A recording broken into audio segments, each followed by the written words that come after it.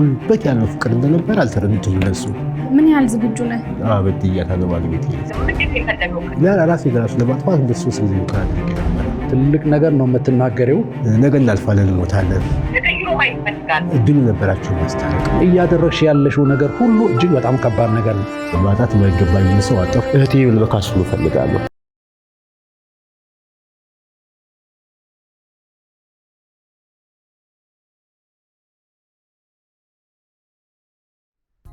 ይቅርታ ይቅርታ ይቅርታ ይቅርታ ይቅርታ ይቅርታ ይቅርታ።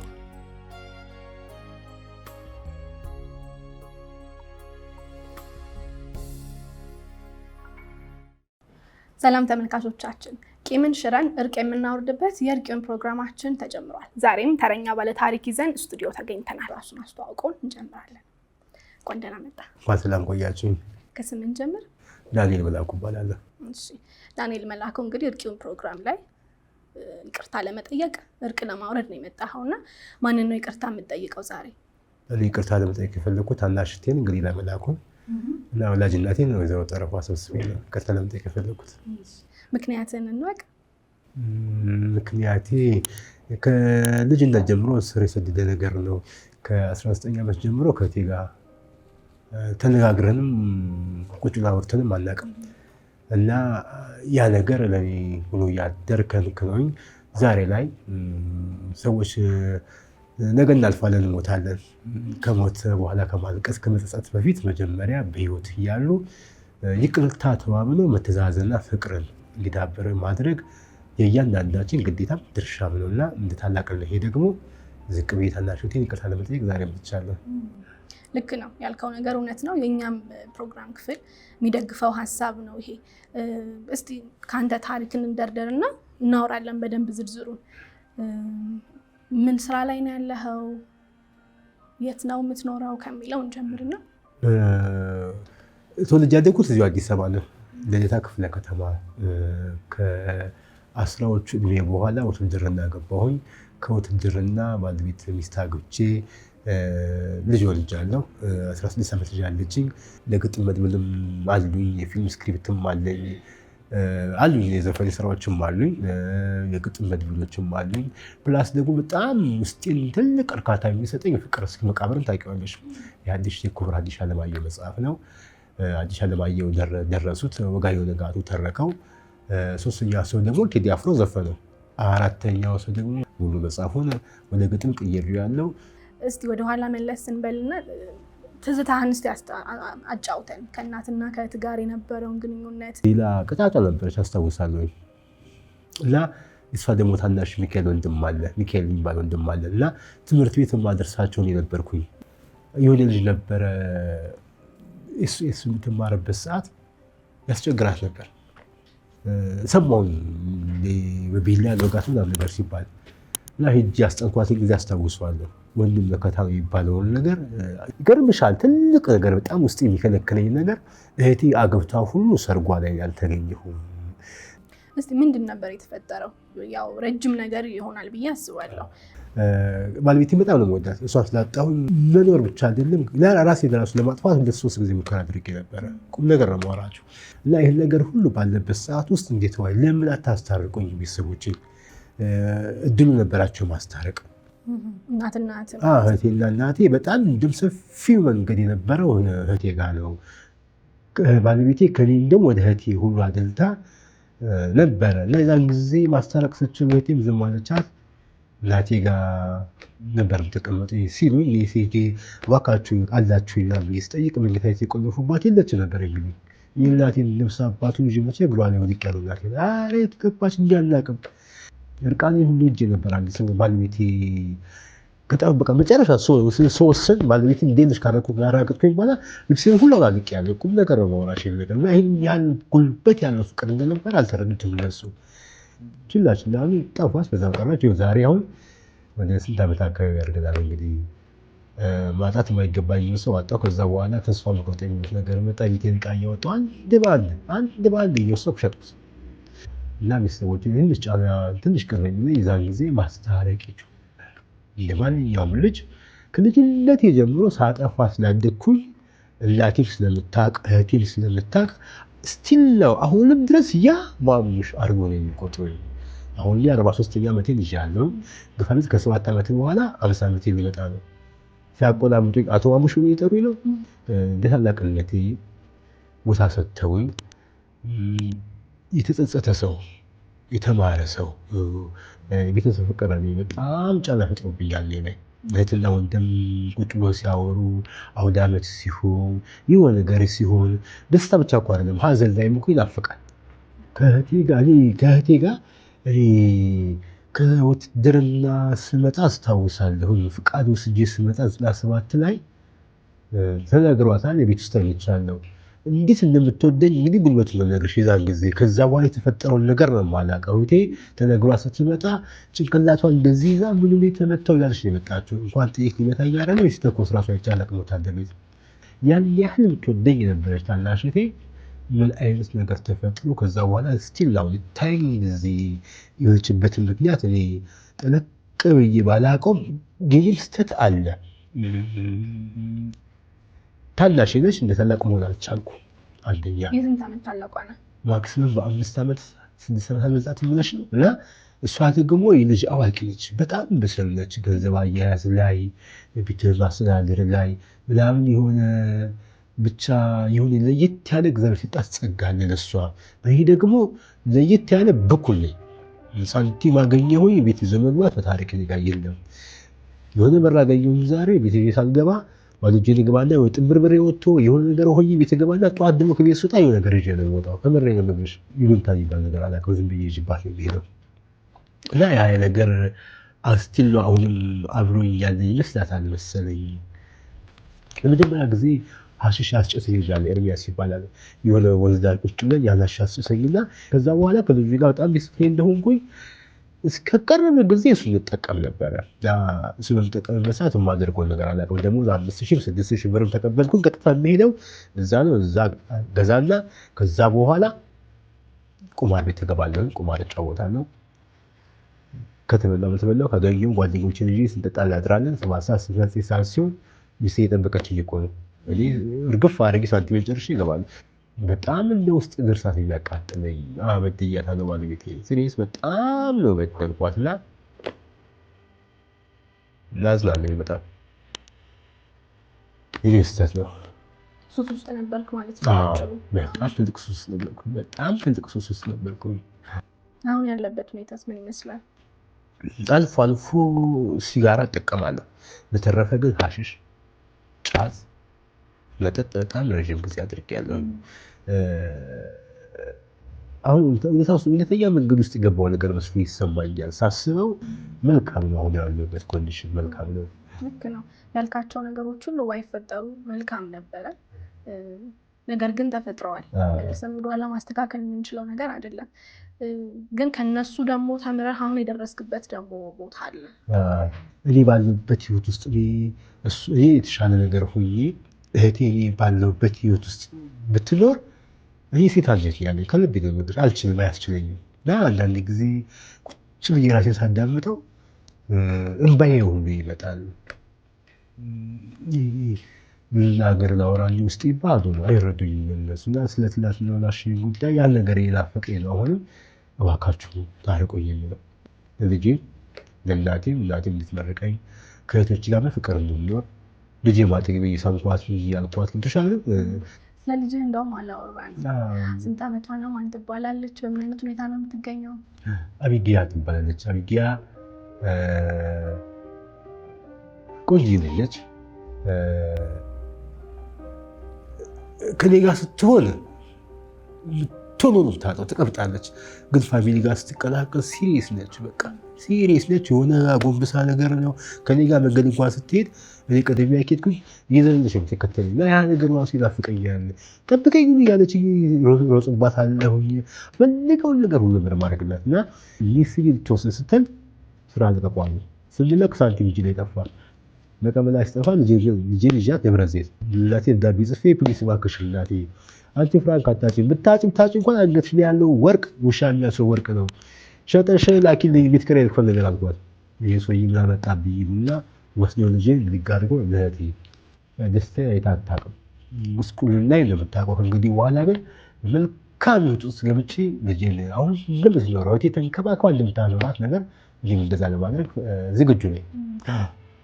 ከእህት ጋር ነው ያለችው? እህቴ ጋር ገሊላ ጋር ያለችው ገሊላ ጋር ነው።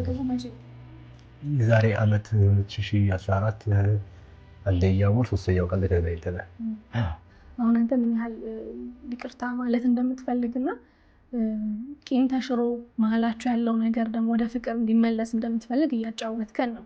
ከዛኛው በኩል ደግሞ አይ በጣም ብዙ የማይሆን ነገር ተደርጓል ከይቅርታን በላይ ነው የሚል ነገር ሊመጣ ይችላል አንዳንዴ እንደኛ ኤክስፔሪየንስ እና እንደሱ አይነት ምላሽ ቢመጣ ምን ይሆናል ያንተ ምላሽ? የሰውና ሰው ተገናኝቶ ራሱ እኮ ይቅርታ ይባባላል። እህቴ በጣም ለዚህ ኢሞሽናል ሆና ውስጧ ቆርጦ ይቅርታ እሱ አያስፈልገኝም የምትል ከሆነ እንኳን እኔ ምናልባት ከራሴ ስለወጣ እርካታ ነው የሚሰማኝ። ግን ይሄ ያህል መጨካከል እኔ እንጃ። ይቅርታዬን ብትቀበለው ደስ ይለኛል። ብላ አብሮ መኖሩ አብሮ ማለቱ ቀርቶ ራሱ የሆነ ሰላም መባባሉ ራሱ እንጃ ትልቅ ጉልበት አለ ብዬ ነው የማስበው። ብትቀበለኝ ደስ ይለኛል። ካልተቀበለችኝ ግን እንኳን መጣ። ምን ያህል ዝግጁ ነህ? ውስጥ ምን ያህል ዝግጁ ነው? አሁን ይቅርታህን ተቀበለች እንበል እህትህ። ከዛ በኋላ ቀድሞ የነበረው እነሱን ያናድድ የሚያበሳጭ የነበረው እንደዚህ ለመጨከን የሚያበቃቸው አይነት ባህሪህን መልሰህ እንደማትመለስበት እስቲ ወይ ቃል መግባትም ሊሆን ይችላል የተወሰነ ነገር በለን ስለሱ። ምናልባት አንዳንድ ጊዜ ሰዎችን በቃላቸው ያወሩና በተግባር ላይ ላይኖሩ ይችላሉ። እኔ ግን በቃል ከመገባ ይልቅ በተግባር ማድረገው ነው መርጠው። በቃ እንግዲህ ዋለ ሰላማዊ ሰው ሆኜ ፍቅር የሰጠኋቸው እንደ ቤተሰብ ሳይሆን እንደ ባሪያቸው ሆኜ ብለው ደስተኛ ነኝ። ይሄን ያለው ቀዝቅ የራሴን ዝቅ አድርጌ ይቅርታ የምጠይቀው። ልክ ነው ያልከውን ነገር ደግሞ የምታረገው ያው ለነሱም ብለህ አይደለም። ምንም አልጠቀመህም። የመጣበት መንገድ አልጠቀመህም እና ከእናትና ከእህት ጋር ነው እርቅ መፍጠር የምትፈልገው። እንዳልከው እንዲሳካልህ እንመኛለን። እኛ ደግሞ እንደ ፕሮግራም ክፍል ማድረግ የሚገባንን ነገር ሁሉ እናደርጋለን። መልካም እድል እንዲገጥምህ እንመኛለን።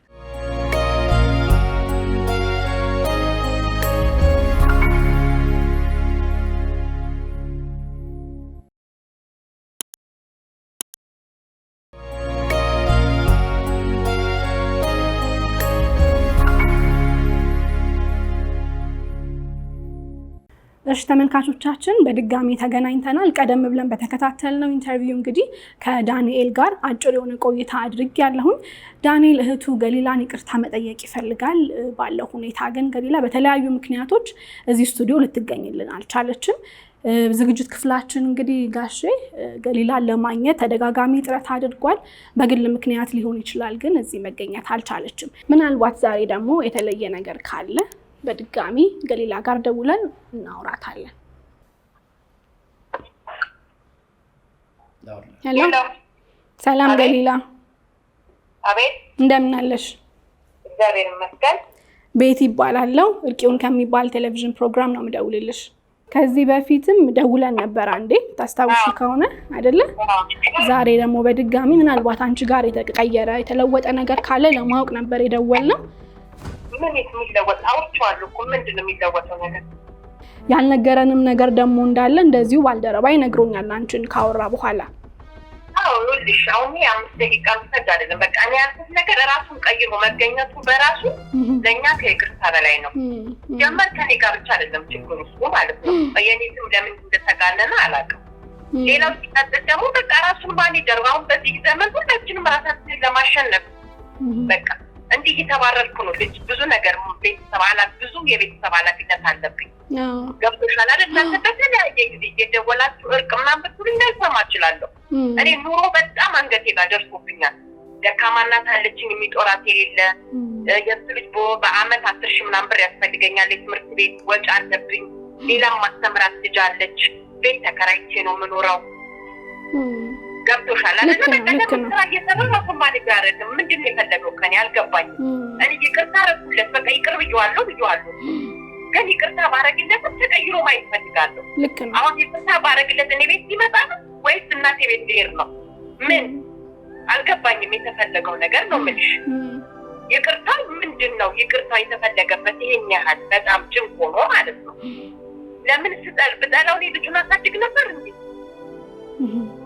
አላሳድግም በቃ ባልወደው ባልጠላው በቃ አያገባኝም ብዬ ልጁን መተው ነበር ሜዳ ላይ። እኔ ኃላፊነቴ ልጁን ማሳደግ ነው። ልጁን ሳሳድግ ደግሞ በእግዚአብሔር በፈቀደ ጊዜ መልካምና ጥሩ አባት ሆኖ ይጠብቃል። ታረቅ ፈልጋለሁ የሚለውን ሳይል ብቻ ሳይሆን እኔ ጋር ያለውንም ችግር ብትረዱልኝ ደስ ይለኛል። ልክ ነው። ለዛ ነው ልናወራሽ የፈለግነው ገሊላ። በጣም ድረስ ማለት ነው ከጠዋት ይሰማል። ስለዚህ በቃ ይህንን አስረጅኝ በቃ ተቀየር፣ የራስህ ህይወት ይኑር። በቃ ልጅ እኮ ምንጊዜም ልጅ ናት። አባት አለሽ፣ አባትሽ ነገሮችን ሲያስተካክል ከአባትሽ ጋር አገናኝሻለሁ እያልኩ ነው። እንዲህ ብሏል አባትሽ። እኔ ሴቴ መማር ነው የምፈልገው፣ ልማርበት ነው ያለች። በቃ ልማር።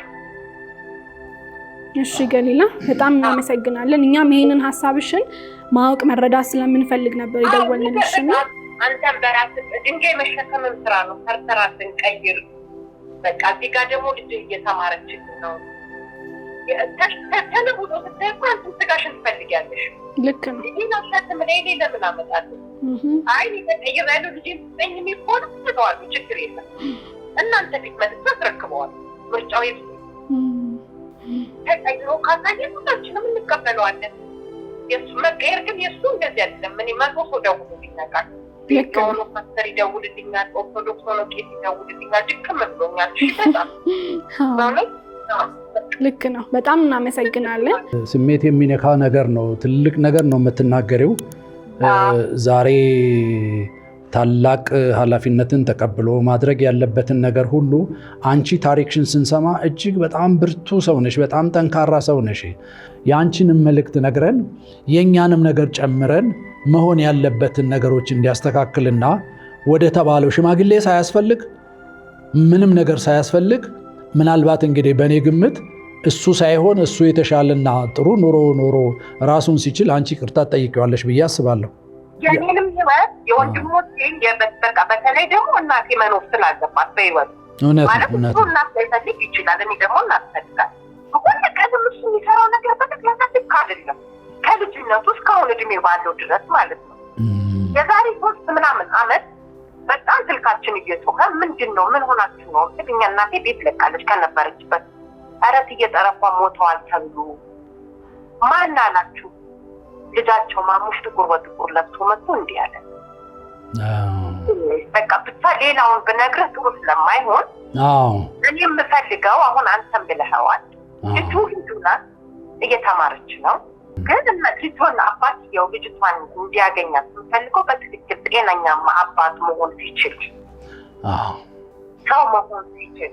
እንዲህ መንፈሰ ጠንካራ ሆነሽ የምታደርጊው ነገር እውነት ስሰማ ስሜቴን የነካው። እኔ በእድሜ ትልቅ ሰው ነኝ፣ ብዙ ልጆች ያሉኝ ቤተሰብ ያለኝ ሰው ነኝና እንዳው ብዙ ነገር ነው አሁን ስሰማው ያለ ሁኔታ እንትን ያደረጉት ይሄ ነው።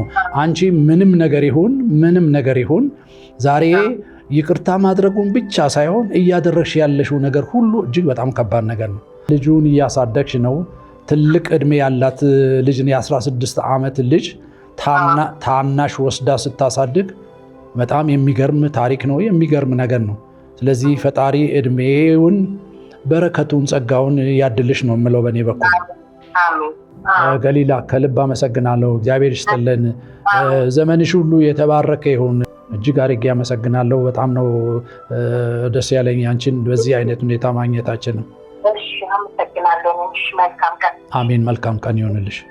እንግዲህ ተመልካቾቻችን እንደተከታተላችሁት አይደል ጋሺ እንዳወራናት ገሊላንም በጣም ውሃ የሚያነሳ ነገር ነው የነገረችን። እውነት ለመናገር አይደለ ልጅ እያሳደገች ነው።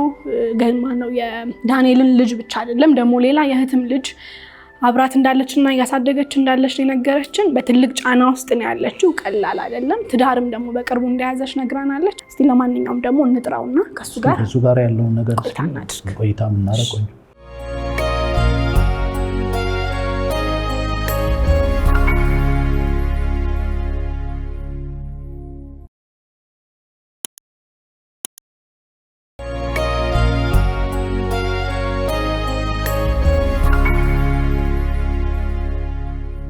ተናል ብዬ ነው። ሰፋ ያለ ጨዋታ አድርገን ነበረ አይደለ?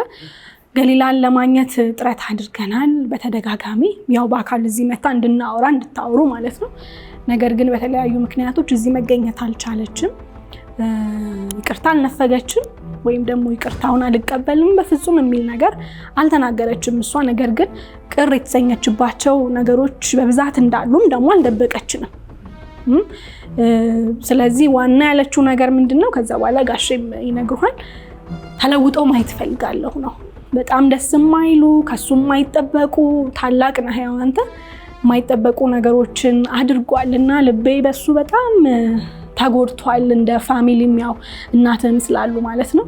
ከዛ በኋላ ላይን እየተያየን ይቅርታ የምንባባልበት መንገድ ይፈጠራል ነው ያለችው እሷ። እንግዲህ ምን ትላለህ እዚህ ላይ? እንደዚህ ማስበው ራሱ ጥሩ ነው ያስባለሁ። የሰራው ስህተት በጣም አስቀያሚና የሚያበሽቅና የሚያሳፍር ነገር ነው። ከእሷ በመስማቴ ደስተኛ ነኝ። ለነገ መዘጋጀቷ ራሱ እኔ ድጋፍ ይሆነኛል ብዬ አስባለሁ። አላውቀውም ብላ በደመድም ኖሮ በጣም ተስፋ ቆርጥ ነበር። ስለዚህ ደስተኛ ነኝ፣ ችግር የለውም፣ ደስ ብሎኛል። ጥሩ ነው። ዳንኤል ምንድነው መሰለ ሰዎች በዚህ ምድር ላይ በሚኖሩበት ሰዓት ላይ ሁሉ ነገራቸው መልካም ነገር አይደለም። ስለዚህ ገሊላ የምትነግረን በቤተሰባችሁ መካከል ያሉ ነገሮች ብዙ ነገሮችን አጫውታናለች፣ ነግራናለች። አንተ የገሊላ ታላቅ ነህ። ገሊላን ደግሞ ከሚፈለገው በላይ ልናመሰግናት የሚገባ ትልቅ ሰው ነች። ታናሽ ብትሆንም ትልቅ ሰው ነች። ዛሬ ልጅን የሚያክል ነገር ወስዳ ማሳደግ ማስተማር ይሄ ማንም ሰው ያደርገው። አንተ በዚህ ጉዳይ ላይ ያደረካቸው አስተዋጽኦዎች ጠንከር ያለው አስተዋጽኦ አላደረገም። ልጁን እያሳደግኩለት ነው ያለሁት፣ ችግሮች ውስጥ አለበት፣ ከነዛ ከችግሮች መላቀቅ አልቻለም። እሱ ተለውጦ እሱ ካሉበት ነገሮች የተሻሻለለታ እናንተ አይደለም የምትጠይቁኝ። እኔ ወንድሜን ሄጄ እግሩ ላይ ወድቄ እንኳን ለዚህ ያበቃ ወንድሜ እንኳን ከነበረብህ ችግሮች ሁሉ እየተላቀቅ የምለው እኔ ነኝ፣ እሱ አይደለም የሚጠይቀኝ ነው የምትለው። ልክ ነች። ይሁን አንዳንድ ጊዜ እኮ አንዳንድ ጊዜ የሰው ልጅ ያልሆነ አቅጣጫ እንዴት የሚያደርገው ሰው እራሱ ነው። ሪያልቲ ነው ነገር ምናልባት ዝም ብዬ ማዳመጥ ብቻ አልችልም። አንዳንድ ጊዜ መተንፈስ መቻል አለብኝ። አንዳንድ ሰው ራሱን ለመቀየር ይነሳል፣ ይጥራል። እስቲ በየትኛው መንገድ መለወጤን በየትኛው መንገድ አዲስ ሰው መሆኔን እንዲታሪ ቀርቤ እንዳላስረዳቸው አይቀርቡኝም። ያልተረዳችሁ እኔ ትልቅ ቁልፍ አለ። ምናልባት ግን በዚህ አጋጣሚ ይህን ወዳጄን ብትጠይቁ ስለኔ ቢቀላቀለን ደስ ይለኛል። እኔ በጣም ከወደኩበት ከበሰበስኩበት እሷ ካላየችኝ ህይወት ውስጥ ነው ሲል ያወጣኝ። እዚህ ፕሮግራም ላይ በፍቃደኝነት ነው የመጣኸው አንተ። የመቀየርህ አንድ ማሳያ ነው ብለንም እናምናለን። ምክንያቱም ለሁሉም ሰው ቀላል ስላልሆነ ማለት ነውና ከዚህ መጀመር እፈልጋለሁኝ። እኔ እዚህ አጠገባችን ደግሞ ዮሚዩ አለ። ጓደኛህ ነው? ኖ ወንድሜ ነው። ከወንድሜ ለይቼም አላየው ነው። እናወራለን። እንኳን ደህና መጣ ዮሚዩ። እንኳን ደህና ቆያችሁ። እንዴት እንደተገናኛችሁ ዳንኤል የተወሰነ አጫውቶናል። እስቲ ደግሞ ከአንተ አንደበት በድጋሚ እንስማ። እሱ እንዳለው ዳንኤልን መጀመሪያ ያገኘሁት እዛ ተክለ ሃይማኖት ጎማ ተራ ነው። ሰው ተሰልፎ ቆሟል። እሱ በስካር መንፈስ ነው ራሱን ጥሏል ማለት ሰው አይመስልም። ቁሞ ግጥሞችን ያነባል። ይህ ሰው እንደዚህ መጻፍ ከቻለ ብዬ ተጠግቼ ሳየው ጽሁፉም ያምራል። የሆነ ነገር ጎሎታል ብዬ ስላሰብኩኝ ልረዳው ተጠጋሁት። ያን ቀን እሱ ፍቃደኛ አልነበረም። በቃ ከዛ ህይወት መውጣት እንደሚችል እርግጠኛ ነበርኩኝና በቃ ረዳሁትና ዛሬ ለደረሰው ነገር እሱ እንዳለው በትልቁም ሳይሆን በትንሿ ረድቼው እዚህ አደረሻለሁ። በጣም እንግዲህ በሰፊው ስምህን ያነሳው እሱ ምስጋናውም ያው አመስግኖም አልረካም። እውነት ለመናገር አይደለ? እንዴት ትገልጸዋለህ ዳንኤል? ምን አይነት ሰው ነው እስቲ ባንተ አንደበት? ብዙ ነገሮች ያጋጥመውታል፣ ብዙ ላይፍም አልፏል። እንደዚህ አይነት ሱስ ውስጥ ምናምንም ሁሉም ሰው ወዶ አይደለም ወደማይሆን መስመር ወደማይሆን ነገር የሚሄደው። እሱን ለማውጣት የረዳው ሰው ያለ አይመስለኝም። እውነት ነው። ከሱስ ብዙ ጊዜ የሰው ልጅ ከሱስ ለማውጣት ብዙ ጊዜ ያስፈልገዋል እና ያኔም ቢረዱት ማንም ሰው ጥፋት ያጠፋል። እሱንም ደግሞ ቢጠጉት መልካም ነበር። ዳንኤል አሁን እግዚአብሔር ይመስገን በጣም ሰላማዊ ሰው ነው። ከሱስ ዓለምም ወጥቷል። አሁን ስራ እየሰራ ነው። በምንችለው አቅም ብናግዘው ከዚህ የተሻለ ብዙ ነገሮችን ሊሰራ ይችላል። አልተረዱኝም። ወንድሜ እንዳለው አልተረዱኝም። ተመስገን እግዚአብሔር ይመስገን። ይኸውልሽ ቤቲ አሁን ቀላል ነገር ነው። በቃ የሰው ልጅ አየህ አሁን የት ጋር እንዳለ ዳንኤል ልትረዳ ይገባል። በቃ የት ጋር እንዳለህ አንተ ብቻ ነው የምታውቀው፣ ቤተሰብ አላወቀም።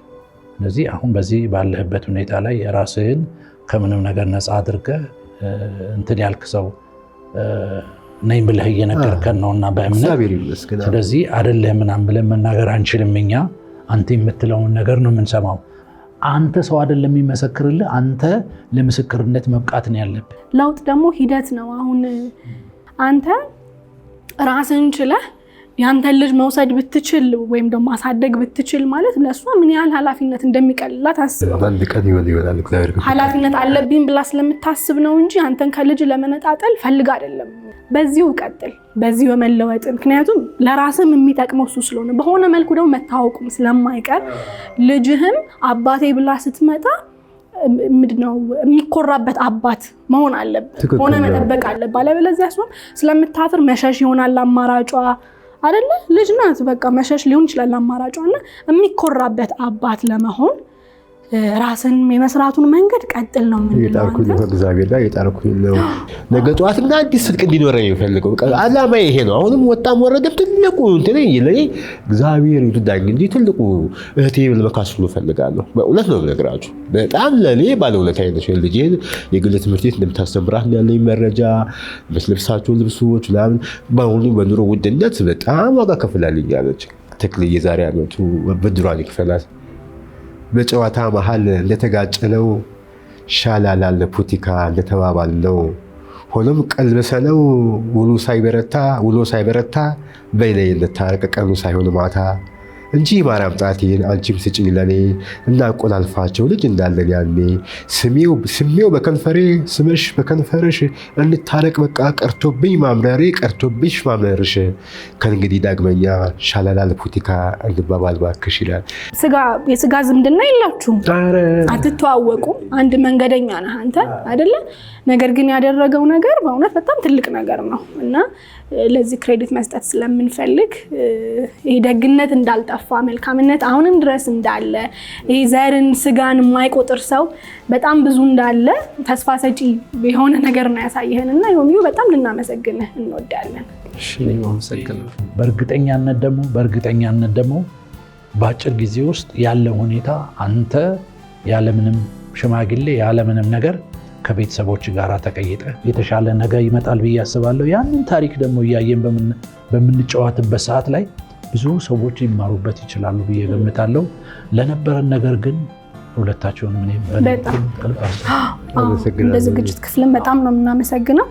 በጣም እናመሰግናለን ዳንኤል፣ ዮሚዩም እንደዛው። ተመልካቾቻችን እንግዲህ የዛሬ በርኪውን ፕሮግራማችን በተከታተላችሁት መልኩ ተጠናቋል።